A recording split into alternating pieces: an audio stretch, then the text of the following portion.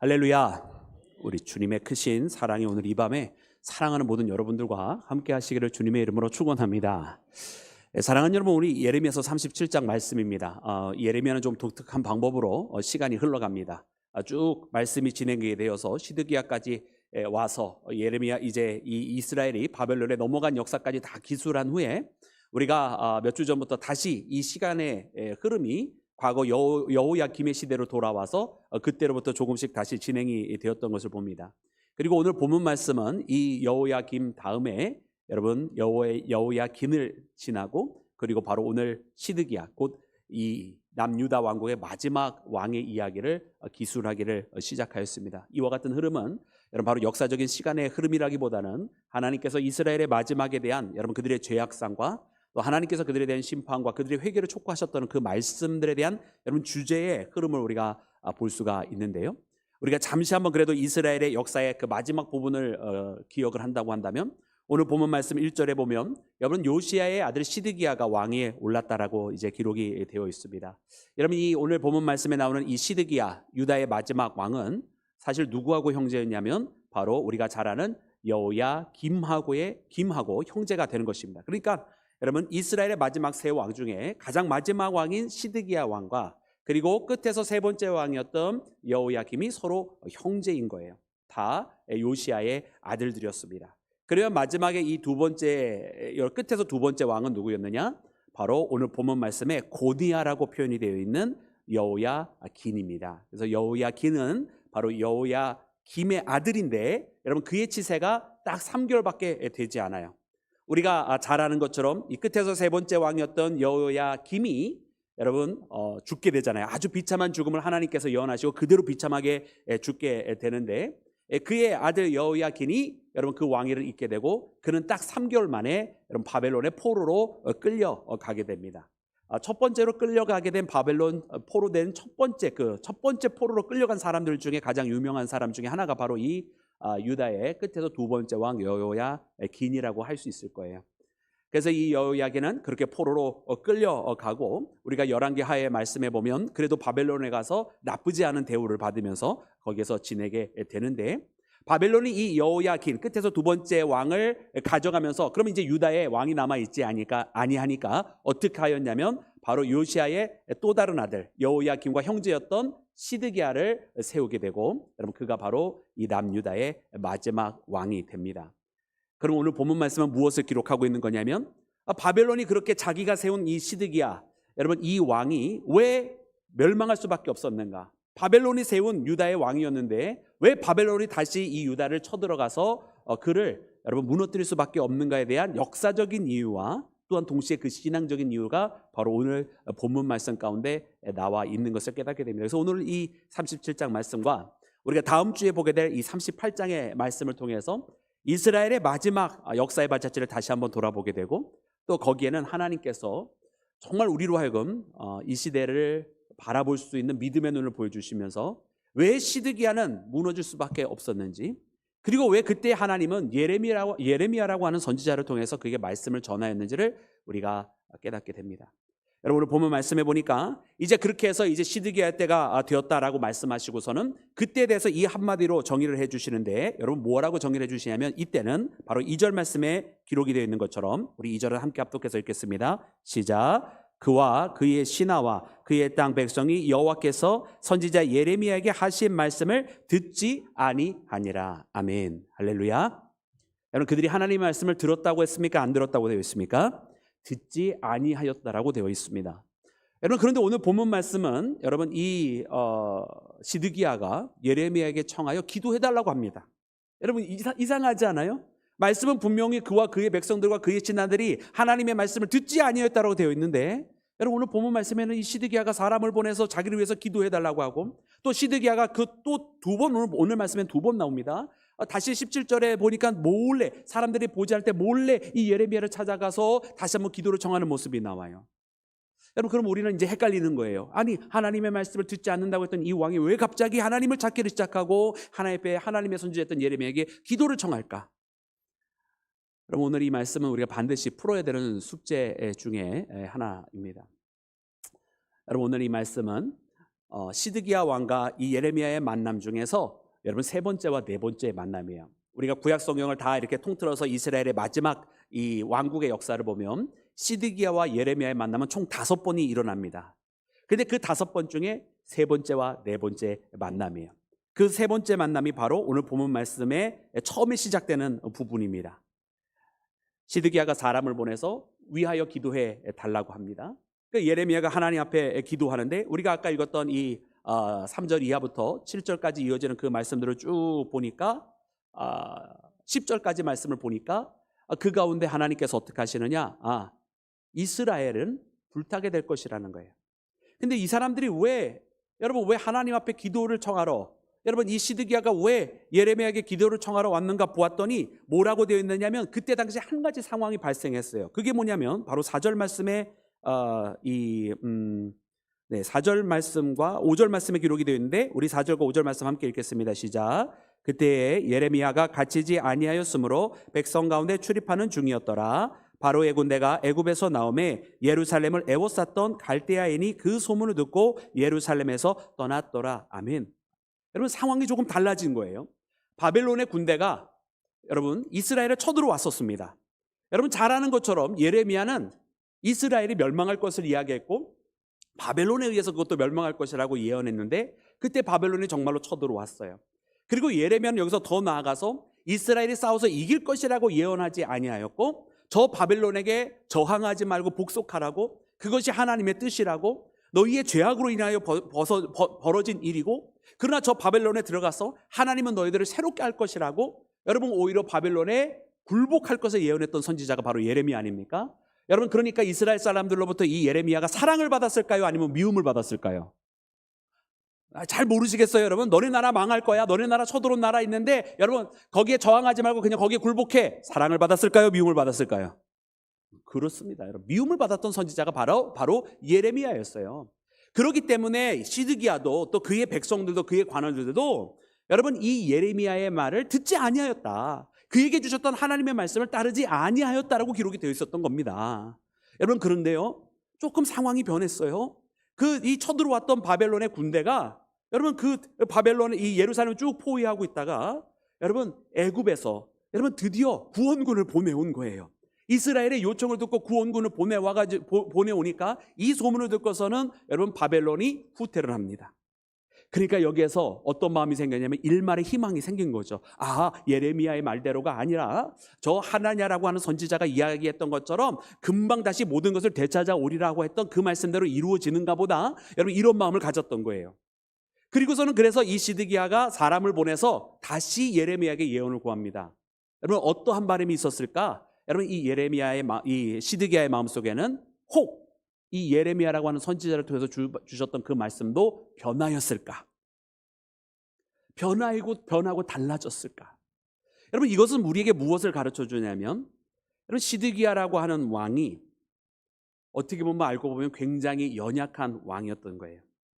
그리고 자기에게 하나님의 뜻이 분명히 자기에게 승리를 주시는 것이 아니라 패망이라고 하는 그 이야기를 들었을 때에 흔들리고 있었고, 그리고 그 예레미야를 통해서 주셨던 그 말씀 그대로 바벨론이 분명히 쳐들어왔지만 잠깐 물러났으니까 어쩌면은 우리에게 아직 주어지지 않은 또 다른 한편의 예언이 있을까 하고서는 여러분 이 예레미야에게 찾아왔던 거예요. 그러나 안타깝게도 예레미야의 입술에서 나왔던 또 다른 하나님의 메시지는 이제 모든 것이 달라진 것처럼 이스라엘이 승리하고 저 바벨론은 영원히 돌아오지 아니하리라는 말씀이 아니라 너희들은 분명코 단언코 저 바벨론에 의해서 멸망할 것이다라고, 너희의 성읍이 불타게 될 것이라고 하는 예언을, 폐주하게 될 것이라고 하는 예언을 또다시 한번 듣게 되는 상황이 벌어지는 것입니다. 여러분 이는 역사적으로 증명이 된 것입니다. 이 바벨론이 후퇴한 것은 애굽이 두려워서 도망간 것이 아니라 잠시 전략상 물러났던 것이고, 그리고서는 여러분 이 애굽 군대와 싸워서 이기게 되는 역사가 벌어지고 애굽은 완전히 패망해서 돌아가게 돼요. 그것이 바로 오늘 이 세 번째 오늘 본문 말씀의 첫 번째 부분인 시드기야와 예레미야의 세 번째 만남에서 예레미야가 예언한 것처럼 저 애국 군대는 지금 왔지만 반드시 그들의 나라로 돌아가게 될 것이고, 저 갈대아인은 바로 바벨론 사람들을 이야기하는 겁니다. 저 갈대아인들이 돌아와서 이 성읍을 불태우게 되리라고 하는 그 예언대로 벌어지게 되는 사건이 나타나는 거예요. 여러분, 그러니까 시드기야가 망할 수밖에 없었던 거예요. 그는 처음에 누가 세운 왕이라고 그랬습니까? 바벨론이 세운 왕이라고 그랬잖아요. 그런데 바벨론에 의해서 세워진 왕인데 중간에 어떤 일을 벌인 겁니까? 친애굽 정책을 펼쳐버렸어요. 바벨론에 의해서 세워졌는데 애굽의 친애굽 정책을 폈으니 당연히 바벨론의 군대가 쳐들어온 것이고, 그러므로 시드기야는 이제 어떤 운명에 놓인 거예요? 죽을 운명에 놓일 수밖에 없는 거예요. 하나님께서 분명히 저 바벨론에 복속될 것이라고 그것을 따르라고 했는데 그 하나님의 명령도 어겼고, 실제로 역사 속에서 저 바벨론에 의해서 세워졌지만은 뒤로 어떻게 보면 배신을 한 거죠. 친애굽 정책을 펼치는 바람에 여러분, 그 역사는 이제 마지막, 여러분, 쓰러져가는 역사로 대망의 마지막을, 대망이라고 할 건 없죠, 비참한 마지막을 맞이하게 되는 것입니다. 그리고서는 여러분, 이제 이 또다시 한번 이스라엘의 멸망을 예언한 이 예레미야를 그래서 감옥에 가두게 되는데, 이때 감옥은 요나단의 집이라고 표현이 됐어요. 요나단의 집에 가둔데 여기를 감옥으로 쓰고 있었다라고 기록이 되어 있죠. 여러분, 그리고서는 다시 이 시드기야가 몰래 찾아오게 되는 기록이 있습니다. 여러분, 이 기록에는 역사적인 변화를 그려주고 있지 않는데 바로 아까 이야기했던 것처럼 물러갔던 그 바벨론이 다시 돌아온 것이고, 그리고 자기를 구원군으로 왔던 애굽은 패주해서 도망간 상황이 벌어지게 된 거예요. 그러니까 두 번째 다시 찾아오는 이 예레미야와 시드기야의 이 네 번째 만남 속에서 시드기야가 다시 한번 구하는 거예요. 하나님의 뜻이 무엇이냐. 여러분, 시드기야도 이때는 분명히 알았어요. 누가 진실을 말하고 있었는지, 누가 참된 하나님의 선지자인지 그때는 알았던 거예요. 그래서 예레미야가 이야기합니다. 하나님의 뜻을 말하기 전에 당신에게 이 바벨론 군대가 물러가리라는 선지자들이 지금 다 어디 있나니까? 아무도 없는 거죠. 다 하나님의 뜻이 아닌 거짓 예언을 했던 것이니까. 그리고선 예레미야의 이야기는 변하지 않고 17절에 있는 말씀 그대로 또다시 선포하게 됩니다. 우리 17절에 있는 말씀 함께 읽을까요? 시작. 시드기야 왕이 사람을 보내어 그를 이끌어내고 왕궁에서 그에게 비밀이 물어 이르되 여호와께로부터 받은 말씀이 있느냐? 예레미야가 대답하되 있나이다. 또 이르되 왕이 바벨론의 왕의 손에 넘겨지리이다. 아멘. 여러분, 이 말씀입니다. 여러분, 이 말씀을 보면서 우리는 이 역사가 이제 그림이 한 폭이 좀 이제 그려지셨을 것이라는 생각이 듭니다. 여러분, 이 역사 그림이 그려져야 되는데 여러분 어떻게 그려지시나요? 아직 잘 모르시겠으면 나중에 나머지 수업 저하고 좀 하시면 좋을 것 같아요. 네. 여러분, 이 이야기를 보면서 분명한 것은 무엇이냐면 예레미야라고 하는 선지자의 모습과 시드기야라고 하는 이 유대의 마지막 왕의 모습이 너무나 극명하게 대비가 되는 거예요. 여러분, 시드기야 이 왕은 여러분 그날 밤에 왜 몰래 예레미야를 찾아갔을까요? 이유는 하나예요. 왕인데 떳떳하게 갈 수 있는데도 이 마지막은 다섯 번째고 네 번째 만남, 시드기야 이제 예레미야를 감옥에 요나단의 집에 가둬놓고서 만나러 갈 때 몰래 들어가게 되는데, 그 이유는 무엇이냐면 자기 부하들 가운데, 자기 신하들 가운데 친애굽적인 사람이 너무나 많이 있었던 거예요. 그래서 바벨론에 의해서 세워졌지만 자기 관료들의 눈치를 보면서 나중에 그래 바벨론을 이기는 것이 어쩌면 애굽 편에 들면 가능할 것이다라고 하는 이 인간의 얄팍한 생각에 의해서 움직였던 것이고, 그리고 그러므로 자기 관료들은 다 예레미야를 좋아했을까요? 싫어했을까요? 당연히 싫어했겠죠. 그러니까 자기 관료들의 눈을 피해서 예레미야를 몰래 만난 거예요. 그러니까 이 시드기야는 어떤 왕이었느냐? 정말 하나님의 뜻을 따르려고 했었던 왕이 아니라 하나님의 말씀이 어디 있는지는 알았지만 그러나 하나님의 말씀대로 따르려고 했던 용기와 결단은 없었던 사람이었던 거예요. 여러분, 시드기야는 그 용기가 있었다 없었다? 없었다. 하나님의 말씀이 어디 있는지는 알았다 몰랐다? 알았다. 알았지만 하나님의 말씀을 따를 용기가 없었던 거예요. 자기에게 반대하고 저 하나님의 말씀을 이야기했던 그 선지자를 미워하는 사람이 너무 많으니까 무엇이 정의이고 무엇이 하나님의 뜻인지 알았지만 그 길을 따라갈 용기가 없었던 사람이라는 말이에요. 그런데 반면에 여러분, 오늘 선지자 예레미야는 어떤 사람인가요? 선지자 예레미야는 왕의 사람이 보냈습니다. 자기를 사람들이 다 미워하는 이유도 압니다. 그것은 자기가 이 이스라엘의 패망을 이야기하고 예언하는 사람이었기 때문에 사람들이 다 자기를 미워하는 줄 알고 있습니다. 그러나 그때의 왕의 사람이 보냈을 때도 이 나라가 망하게 된다고 하는 것이 하나님의 예언이라고 이야기를 했고, 심지어 더 나아가서 감옥에 갇히게 되어서 요나단의 집에 갇히게 되었을 때에도 또다시 한번 똑같이 이야기를 하는 거예요. 여러분, 갇혀 있으니까 언제든지 왕의 미움을 사면은 죽을 수도 있는 운명이거든요. 근데 그의 하나님께서 받은 그 말씀을 구부러뜨리지 않고 있는 그대로 이야기하는 거예요. 여러분, 그가 죽음을 두려워했을까요? 안 했을까요? 아니요. 많은 사람들은 죽음을 두려워 안 했을 거라고 생각을 해요. 그래서 오늘 성경 말씀을 보니까 그렇지 않아요. 말씀, 우리 20절 말씀 보니까 이렇게 기록이 되어 있습니다. 우리 다 같이 함께 읽겠습니다. 시작. 내 주 왕이여, 이제 청하건대 내게 들으시며 나의 탄원을 받으사 나를 서기관 요나단의 집으로 돌려 보내지 마옵소서. 내가 거기서 죽을까 두려워하나이다. 아멘. 여러분, 죽음이 두려웠습니까? 안 두려웠습니까? 죽음이 두려웠어요. 근데 여러분, 이것이 차이가 있는 거예요. 죽음은 분명히 두렵지만 그럼에도 불구하고 하나님께서 내게 주신 그 말씀이 있어. 그 말씀이 있기 때문에 내가 아무리 죽음이 두려워도 죽음 때문에 내게 주신 이 말씀을 왜곡할 수 없다라는 거예요. 분명히 죽는 것은 두렵고 걱정이 되고 너무나 내 마음 가운데 떨리는 일이 있지만은, 그러나 나에게 하나님의 말씀을 부탁한다고 한다면 이것이 하나님의 말씀입니다라고 있는 그대로 얘기할 뿐, 그것 때문에 죽을지언정 죽음이 두려워서 하나님의 말씀을 비틀지는 아니하였던 선지자가 바로 예레미야라는 것입니다. 여러분, 이것이 시드기하고 너무 다른 거예요. 시드기야는 무엇이 옳은지 알았고 무엇이 하나님의 뜻인지 알았지만 그것을 실천할 수 없는 아주 무능한 왕이고 비신앙적인 왕이었다고 한다면, 예레미야는 죽음이 두려운 그 가운데서도 하나님의 말씀을 있는 그대로 이야기했다는 말이에요. 여러분, 무엇이 진정한 리더입니까? 여러분, 진정한 리더는요, 비굴하게 무릎 꿇는 사람이 진정한 리더가 아니에요. 싸우다가 서서 죽을지언정 끝까지 자기의 신념을 가지고 전진하는 사람이 리더죠. 그와 같이 자기의 죽음을 두려워하지 않고 희생을 각오하고 자기의 신념과 자기의 소신 때문에 그 결단을 가지고 나아갈 때 그 사람을 따르는 다른 사람들이 있는 것이지, 비굴하게 매번 이럴 때마다 저럴 때마다 바꾸는 사람, 여러분, 그런 사람을 따를 사람이 누가 있을까요? 하물며 세상의 이치도 그러할진데 하나님을 섬기는 사람이 하나님의 말씀이 무엇인지 알면서 그 말씀을 저버리고 다른 선택을 한다? 여러분, 그가 과연 진정한 하나님의 사람이겠습니까? 여러분, 오늘 예레미야는 우리에게 그 모습을 보여줘요. 여러분, 오늘 그래서 이 말씀을 보면서 하나님의 사람이 이렇구나. 여러분, 우리가 용감한 이유는요, 겁이 없기 때문이 아니에요. 우리도 살면서 겁나는 일이 얼마나 많습니까? 여러분, 우리가 하나님 앞에 담대하게 나아가는 이유는요, 우리에게 걱정거리가 없어서가 아니에요. 우리도 여전히 많이 걱정하고 이 근심 때문에 때로는 잠을 설치기도 합니다. 여러분, 우리에게도 똑같은 그 두려움과 걱정과 근심이 찾아온다라는 말이에요.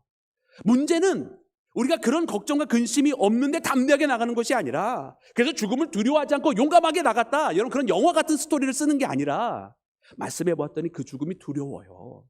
그러나 그 두려움이 있음에도 불구하고 하나님께서 내게 주신 말씀은 이것이다, 하나님께서 내게 전하라고 하는 것은 이것이다라고 하면서 그것을 그대로 전하는 것. 오늘 하나님께서 내게 원하시는 것이 있다면 그 발걸음을 그대로 나아갈 수 있는 것이야말로 여러분, 진정한 신앙인인 줄로 믿습니다. 여러분, 오늘 이 시대는 참 그런 사람이 너무 없지 않습니까? 교회 안이나 바깥이나 세상의 리더나 아니나. 여러분, 어쩌면 오늘 이 시대에 이와 같은 일을 행할 수 있는 사람이 우리 신앙의 테두리 안에서 나왔으면 좋겠습니다. 특별히 우리 믿음의 사람들이 그런 결단을 했으면 좋겠어요. 여러 가지 재다가 타협점을 이 소리 따지다가 요게 조금 나한테 이롭겠다 하면서 하는 그런 선택 말고, 정말 내 안에 있는 이 소신과 믿음을 가지고 그대로 차라리 싸우다가 서서 죽을지언정 비굴하게 무릎 꿇지 않겠다고 하는 그런 믿음으로 나아가는 여러분, 우리 모두가 되어서 여러분, 험난한 세상 속에서도 하나님의 공의와 그 믿음대로 살아가는 우리 모두가 되기를 주님의 이름으로 축원합니다.